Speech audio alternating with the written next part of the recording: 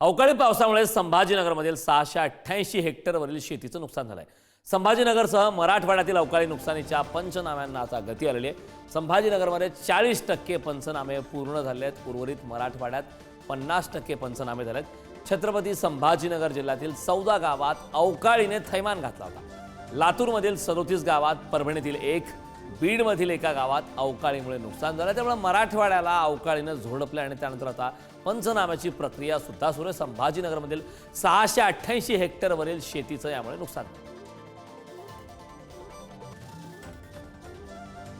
या संदर्भात ताजी अपडेट देण्यासाठी आपले प्रतिनिधी छत्रपती संभाजीनगरमधून सचिन जिरे आपल्यासोबत जोडले। सचिनकडे मी जाणार आहे। सचिन, खरं तर आपण पाहतोय मागच्या आठवड्याभरात ज्या घडामोडी घडत आहेत की अवकाळी पावसाने मराठवाड्याला झोडपलेलं आहे, त्यामुळे शेतकऱ्यांचं नुकसान झालंय, बळीराजा चिंतेत आहे। मात्र आता 40% पंचनामे पूर्ण झाल्याचं कळत आहे। काय अधिकची माहिती आहे?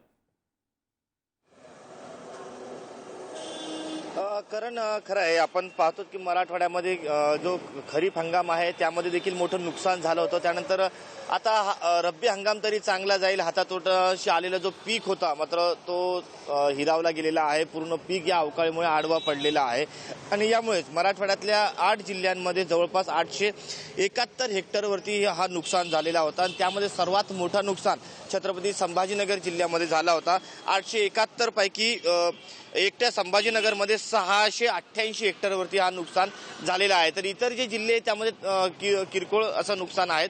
मात्र हा जो नुकसानीचे हे जे पंचनामे आहेत, संभाजीनगरमध्ये जवळपास 40% हे नुकसानीचे पंचनामे पूर्ण करण्यात आलेले आहेत। इतर जर मराठवाड्याचा विचार जर केला आपण तर जवळपास 50%पेक्षा अधिकचे पंचनामे आता झालेले आहे। आणि फक्त पंचनामे न करता आता शेतकऱ्यांच्या अशा देखील मागण्या आहेत की तातडीने आम्हाला नुकसान भरपाई ही देण्यात यावी, कारण की खरीप हंगामाची नुकसान भरपाई अजून अनेक भागांमध्ये मिळाली नसल्याचं शेतकऱ्यांचं म्हणणं आहे। खरीपच मिळालं नाही, मग आता पंचनामाचा फारच कशाला। मग तातडीने जे नुकसान झालेलं आहे त्याचं सरसकट आता भरपाई ही शेतकऱ्यांना द्यावी अशी मागणी आता जोर धरताना आपल्याला मराठवाड्यामध्ये पाहायला मिळत आहे। मात्र अजून पंचनामेच पूर्ण झाले नाही तर मदत कधी येईल असा देखील हा प्रश्न निर्माण झालेला आहे। त्यामुळे सरकारने आता शेतकऱ्याकडे पाहणं गरजेचं आहे, कारण की आपण पाहतो ज्या ज्या वेळेस शेतीचं नुकसान मोठ्या प्रमाणात होत असतं त्या त्या काळामध्ये आत्महत्या घडत असतात।